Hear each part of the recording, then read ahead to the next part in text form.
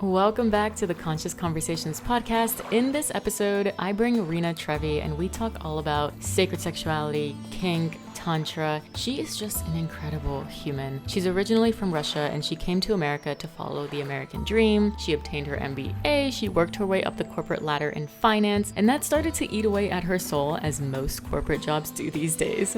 And it led her into professional dominatrix work where she reclaimed lost parts of herself. She identified as being a really good girl with a lot of repressed sexuality, and so this field of domination really allowed her to come out of that. I really resonated with this story, and something tells me that most women do too. So now she's not doing any more domination work. However, she does focus more so on leading sacred Shibari journeys and what she calls vulnerability coaching. So she's still using the psychology of domination work, but it just looks different now. I actually met her when I enrolled in her Tantric BDSM certification course, which completely fucking changed my life in reclaiming my own sexuality and just becoming a more expressed woman. Rina is just an incredibly talented human, and I could not have asked for a better guide in this journey. So my biggest intention with this episode is to help you gain a different perspective to kink, to sacred sexuality, and understand why any of this is even important. Because I do think that a lot of people go their entire lives without ever going into their sexuality and understanding what that world has to offer them. And if you're seeking to create a life that's actually fulfilling and authentic and expressed and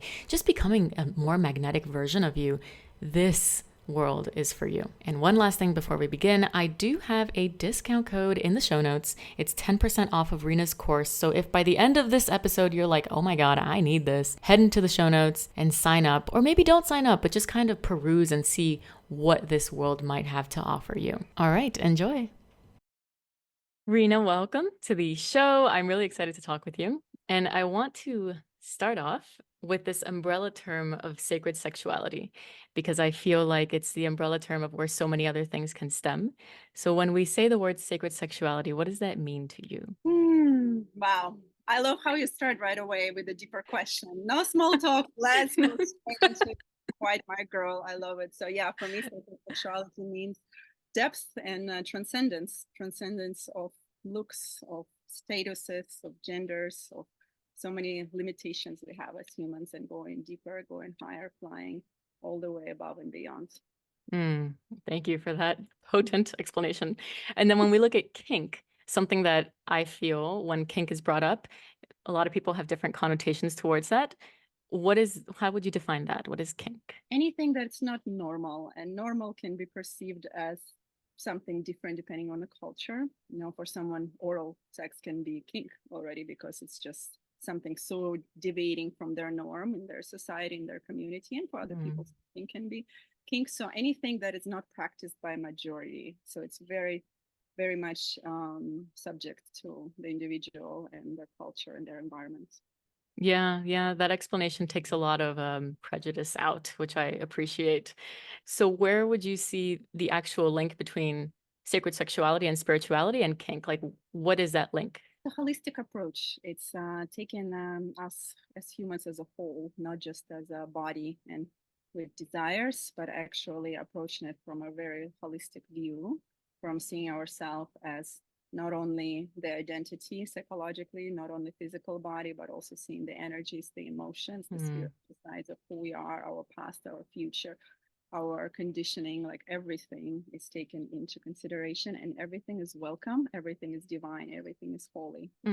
Yeah, that's actually what I appreciated most about your course, was taking the sex out of sex and just making it this actual like practice and almost like a ritual, really. I love how you explain that a lot in your course. I think that's another key word that I can say, not just taking it all for granted and going through motions and doing the same way as others are doing, but actually make it an intentional, like why we have these desires, what do we want, what does it mean to me, how do I want to feel at the end of the tunnel, for example. Yeah. Did you always have this perspective around sexuality? I always had curiosity because I was not in agreement with my culture where I grew up. So I've been questioning a lot since I was a little girl. Tell us about that journey. Well, I started in post-Soviet Russia, and I was slut shamed very heavily. Like, I think I was the most slut shamed human in the world. Like, seriously, it was just ridiculous how much it happened. Now I can laugh about it because I'm great journey, but in the moment it wasn't fun. I felt so Yeah. repressed and judged and shamed for all my desires and expressions, for anything that made me a sexual human. And Mm. that provoked my resistance, my desire to rebel, to look for something different, for a new way out, to try something different. And from being conditioned to be like this good girl, people pleaser, Mm. I had a moment of transitioning into a dominatrix, which was like, when you like repress, repress, repress, repress, and then everything just needs to Yep. and explode and just break everything apart, torn everything open. That's Mm-hmm. definitely a short version of my journey from being a very repressed post-Soviet Russian girl coming to America, trying to please everyone, trying to be nice and good Mm. to everyone. And at some point, just I had enough. Like I just needed a way out of it, and that had to really explode big time. Yeah. So would it be accurate to say that then domination was your avenue to unlearn the good girl? Is that how that happened? My God, I love how you put it together. Yes, exactly. And now you don't practice as a dominatrix, right? I have evolved. I've been practicing as a dom for a decade, and at some point, I started to feel the need to find myself a niche, and then Shibari became the case. So, in the way I'm practicing, it's just a different Mm. form. It's a more narrow, more refined, more specific form. I'm Hmm. definitely an expert in all of the other things. It just felt natural for me to come to a place of diving deeper into Shibari because Shibari itself has so much to offer, and I love it so much. And it just really felt like focusing on Shibari. Wow, I just saw a light like go off in your eyes when you said that. So I want to dive into that.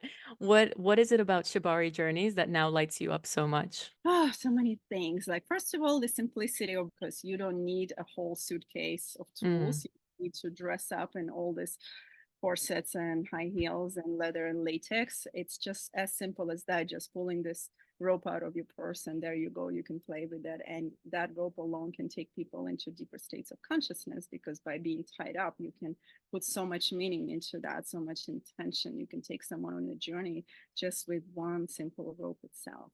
The second thing is actually how mainstream accepts it so easily True. because Kink has this really bad rap, like that you have like this leather woman with all the whips and chains and a heavy dungeon, while rope has some softness to it, as you can see in my background, or maybe if you're listening to it, my background is I'm in Thailand right now, and we have all this bamboo forest and Mm. jungle, and ocean, and it feels like it really matches because rope has this natural feel, that jute material that Mm, feels true. very easily welcomed by the mainstream.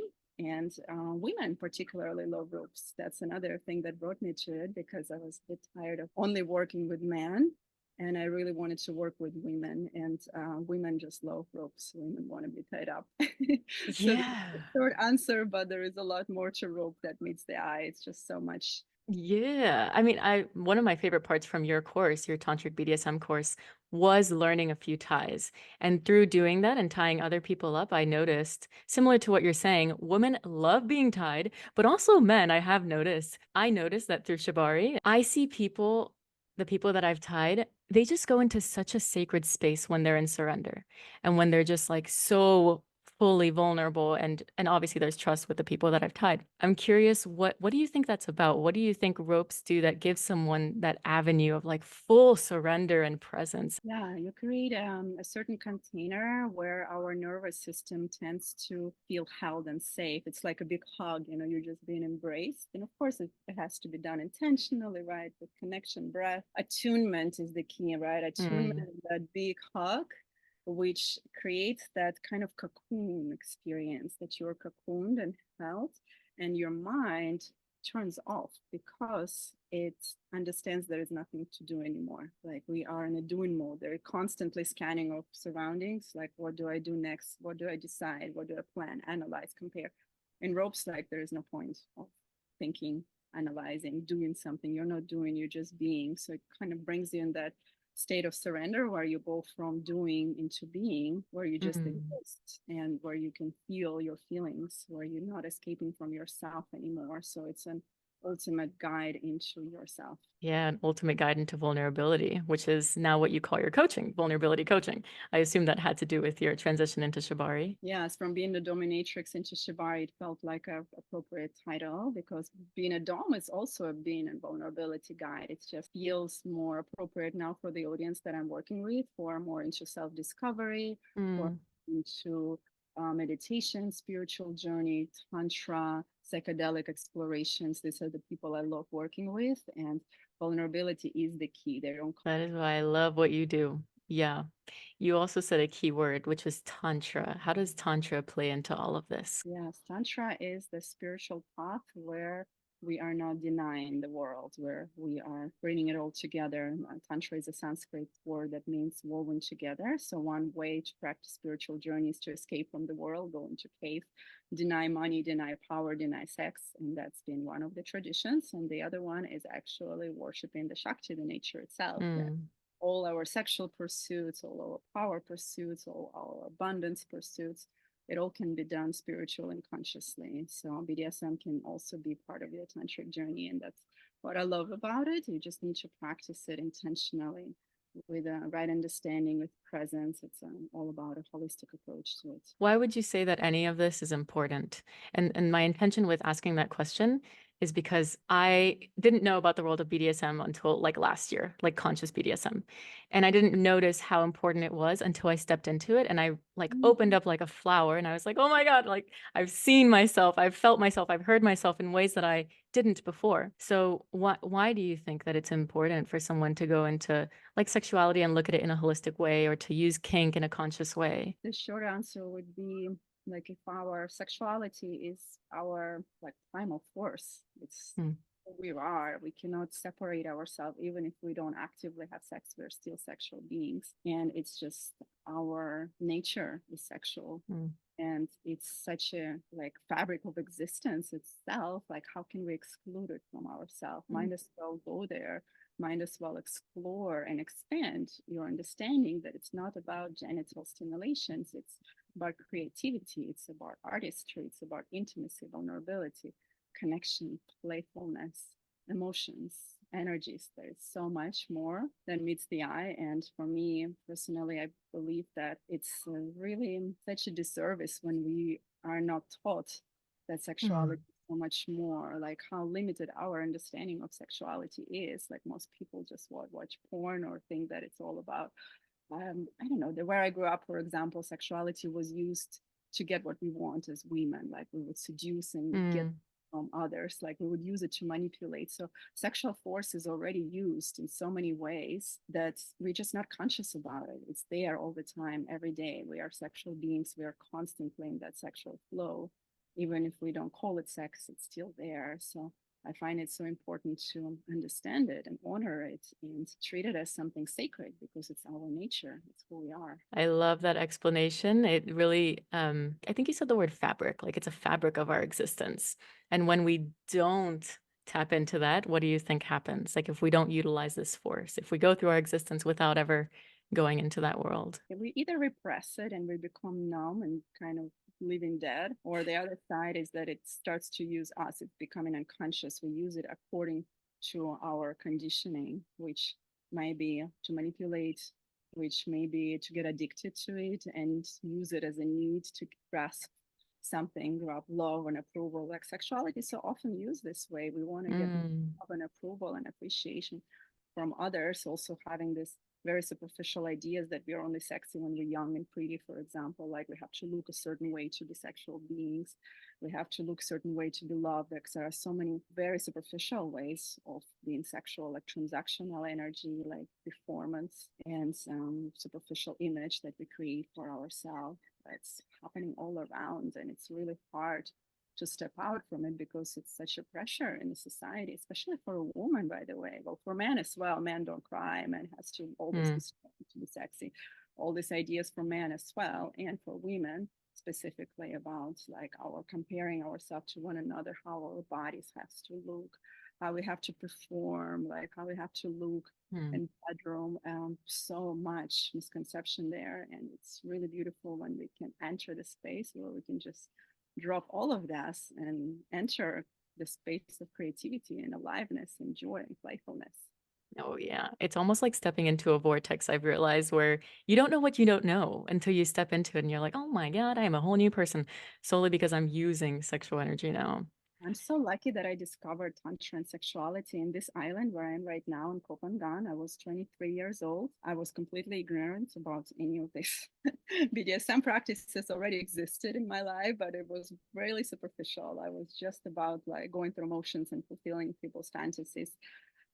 And in my personal life, I wasn't orgasmic at all. I didn't even know that I can have vaginal orgasms, and definitely didn't know anything spiritual about it. Mhm.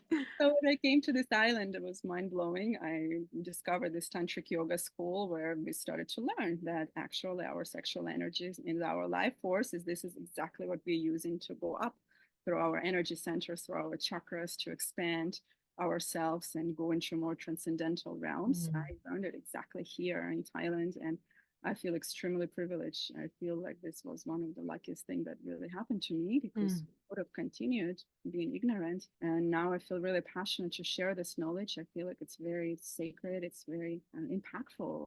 There's so much. It's just life changing when we know how much beauty we have in our sexual energy and how to practice it consciously. It's true. And I appreciate that you're the living embodiment of something that you teach. You walk the talk. It's not just something that you like cognitively understand. I've made lots of mistakes and I caught myself in really dysfunctional situations. And yeah, I cried my tears. Mm. I stumbled a lot. But now that I did this, I feel even stronger and I feel even more capable to share it with others. I'm sure. What would you say to someone that is listening right now and they're like, oh my God, this is so interesting. I want to get into this. And what would you say is the first practical step to starting to say, take a more conscious approach to their sexuality? The first step, well, I'd say is creating safety, and safety starts with boundaries. It's the very feels like we're supposed to be educated about that in our kindergarten times, but we're not. Even adults, they are fortunately wired not to speak up our needs, desires, and boundaries. So I always advocate to start from there because you cannot go any deeper or further unless you are really rooted into your desires, needs, and boundaries. So being able to connect and understand what do I really want, how do I Mm. feel, and being able to share it with a partner. I feel like this is the basis for feeling safe because from safety starts this whole deeper exploration. Oh, yeah. And then if they don't have a partner, still doing the same thing, understanding their own desires and boundaries. There's so much you can do without partner because without partner you can fantasize, you can touch yourself, you can connect to your body, you can get sensual with yourself, you can just take a deeper breath and really stay connected and rooted into your body. So I feel like another idea advice would be starting from your breath. Breath is your superpower. So many people disconnect their mind from their body, and breath is really what connects it. So embodiment practices, Mhm. I recommend starting on your own. You don't need partner, just start embodiment practices. And once you start connecting to your body, you can start deriving messages from your body. What does your body want? Is there an urge? Is there a fantasy? Is there an emotion? Really starting this process of self-discovery. And whenever some certain sexual desires and fantasies start to come up, welcoming them, like writing Mm. them down, being curious about it, treating it as some deeper sacred message from your subconscious. It's such a path of self-discovery to go into sexuality. You learn so much. Interesting. A lot of people like these days practice dream work, like your dreams can be decoded as certain messengers, like your subconscious is trying to communicate with you. And similarly, your sexual fantasies are exactly that. Mm. You don't need to take them for granted, but also don't judge yourself. And they might sound weird or strange or completely immoral. And that's also the basis of them. Like our fantasies, they transcend all the rules and morals of what's right, what's wrong, what's good, what's evil. Mm. Instead, there's so much underneath them. It's important to welcome them and actually start getting curious, start exploring what they are. And once we start connecting to ourselves so deeply, this is when we attract a certain partner, a certain frequency, someone who wants to go deeper in that. If we treat ourselves superficially, it's harder to attract someone who will treat us like a queen, for example, someone who will honor us, who will understand us, who will listen to us. That is so, so true. if you don't have that frequency within yourself, inevitably you're going to attract a partner that doesn't meet you there. Oh, trust me, I've been there. I've been there for sure. Treating others like gods and treating myself superficially. I definitely walk that path, and I would be so surprised. Why do I attract people who don't honor me? Mm. And really, when turning it around and really coming deeper back into myself, into my needs, desires, and fantasy, that they are important, they're beautiful, they're precious, and I deserve to be honored. And for me, it's been a huge journey coming from a place of being so like slut shamed and judged to a place of really welcoming all of this, exploring it fully, and having really beautiful lovers around me. This is the Mm. day where I'm at right now, like exploring myself even deeper, and just love that I can attract amazing people for this exploration. Yeah, I already know that women listening right now resonate with the story of being slut shamed because it's so, so, so common. I'm curious what you would say to a woman that's slut shamed, and maybe she's disconnected from the fact that she's disconnected, so she doesn't know that there's more, and she doesn't. I'm hearing something where I've heard before where people say, "Oh, I don't have any kinks. Like, I don't know. I don't fantasize. I just like." There's like a disconnect from the fact that they're disconnected. They don't even know it. Yeah. How would they start to open up? Well, even that conversation as they're listening right now is an opener. Like, hey, what do I want? Okay, the mind can say this story. I don't have fantasy, but just disregarding that because our mind is like likes to do blank statements. Like I'm always, I'm never. Like this is Mm, not true already. Just those statements. Let's think about it. Is what attracts you? Like, of course, there is a certain image of a partner that attracts you. Of course, there is some imagination like how they're supposed to look like, and maybe mm, first fantasy you have might not look as wild as some kind of like worth exploring. It might look as simple as like, hey, I'm standing in this position in front of my partner in this position. There you go. You have a fantasy. And as soon mm. as you accept one of them and you welcome it, that makes me beautiful human, makes me sexual human. Wow, I love myself for that. This is where you give permission to your subconscious mind to pick up more like, if this is welcome, I can take it a bit Mm. further. How about I can amplify it? And then you're just welcoming that amplification and seeing, like, wow, I can also go in that direction with this fantasy. And I also have this desire as well. And that takes you on a whole journey into this whole realm of yourself, your imagination, your creativity. Mm. Wow. Okay. So just taking that first step really is all that someone needs. And then the body just opens up. I mean, honestly, I think that the body's like waiting for us to tune in to these things that we suppress, right? Yes, and our fantasies are so wise. Like there is, if you really start decoding them, you see there is so much meaning. They actually breach the world together in a way.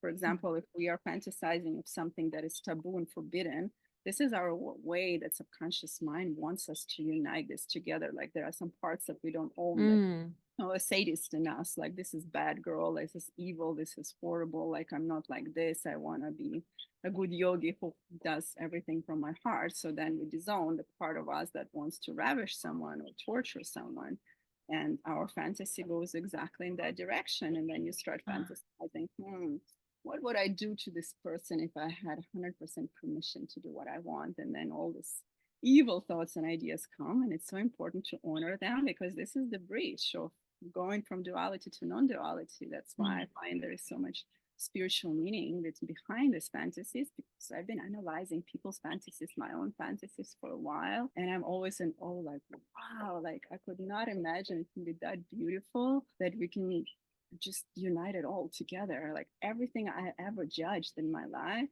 and others and myself comes through in my sexual fantasies. Oof. And that's really Yeah. beautiful because now I don't need to judge in my sexuality. There are no morals, there are no taboos, there is no good and bad. Like we can Mm. say some really wild things to one another and with my partners, like all this dirty talk and sex, for example. It's so sexy and so appealing for many people because this is where you're allowed Mm. to speak all the things that you would never want to hear in your normal, in your reasoning, right? In your rational thinking, like all the slut shaming, for example, for myself. Of course, I'm not slut shamed anymore. I don't want to be. But in bedroom, I'm so happy if someone calls me like filthy. Me too.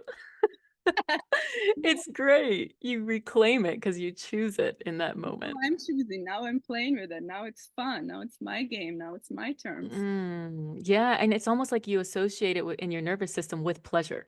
Whereas, you know, when you were however old, when you were slut shamed, it was associated with fear, I assume, and judgment. That's how humiliation becomes a playful thing. You don't need to associate it with threat, with something bad and like dangerous happening. Now you feel that humiliation is just one of the games we play in the human world. How spicy it is, how beautiful it is.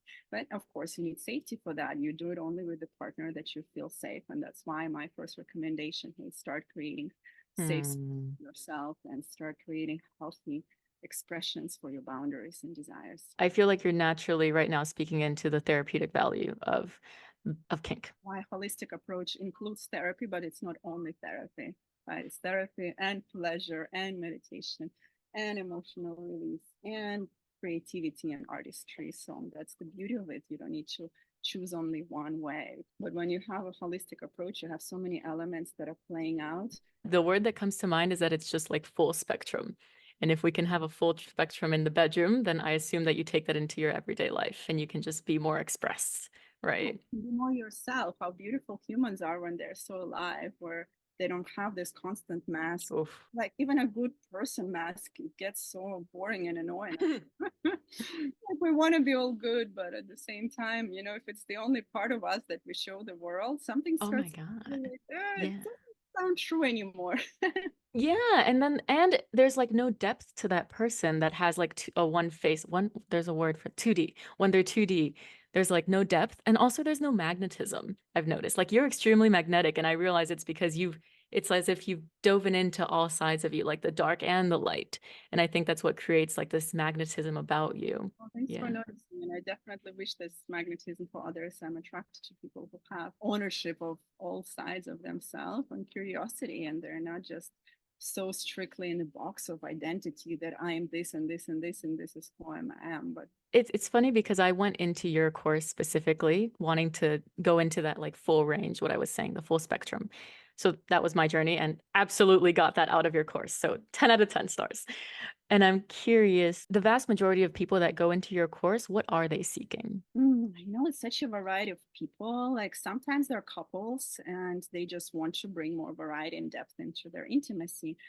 Sometimes they are healers and coaches who want to expand their understanding of in their practices, basically, because it's ultimately Mm, in psychology, understanding the archetypes and BDSM. It's really beautiful and it's really a rare knowledge for any healer and coach. It's also for those who are already practicing kinky fantasies, explorations in the bedroom like that, but they kind of lost and they either feel ashamed, like, oh, I practice it, but something is wrong with me, or mm, like I need more and more. Because when I was a dom, I had a lot of clients who were really addicted. They just constantly craved like more, give me more of the same, give me more. And then uh, they ultimately would feel ashamed again. So like a lot of people want to break through that cycle of shame and addiction. So they come for that. Also, people who are in a spiritual journey and they are on the journey of tantric self-discovery. So they mm. understand the importance of embracing the shadow. So people who are into shadow work and tantra, they come to this exploration as well. And aspiring doms, those who would love to embark on a career of being a dominatrix, whether man or woman, and they also like to come to this. That's a lot of different archetypes that come in. It's I know I did amazing. not expect it will be such a vast diversity of people, but I'm really happy that it does attract that many people. And we can, I love that we create this community where we can learn from one another because one person can be on one end of the spectrum, like they're already kinky and they're already so addicted to their desires. And the Mm. other person is like so afraid and this is new and they're all tantric and spiritual. And then, ta-da, here we are together. That was me. Oh, that's amazing. What are the three? Let's put it in threes. What's the top three things that someone gets out of this course? They feel liberated about their fantasies. I think that's a really big one. Initially, there can be fear and shame and repression, and then you end up sharing and being expressed because in the course we are encouraging a lot of self exploration and self sharing, and in a way you have privacy for that because you actually can use a nickname in our forum, so you can start sharing and Hmm. connecting. Like the other part is the community and connection because shame really thrives in secrecy, and a lot of us feel very Ooh. much in denial and secrecy about our fantasies. We don't share it with the loved ones. So here we have a community where we can share. And other thing, it can be more individual depending on the people's journey, like the transition from kind of like this lustful energy, like that horny desires kind of fantasies, into a transcendental realms, because this is the Mm, final part of the course, the spiritual aspect, the shamanic journey, ascending into the higher realms or descending into the underworlds, consecrating into the divine consciousness. So that spiritual aspect, I find that it's very rare to mm. find in conjunction with BDSM explorations. Yeah, yeah, that's Shibari, true. of course, some people find Shibari is really beautiful because it's the easiest kink to access, I believe. You just need one little rope and then you can do.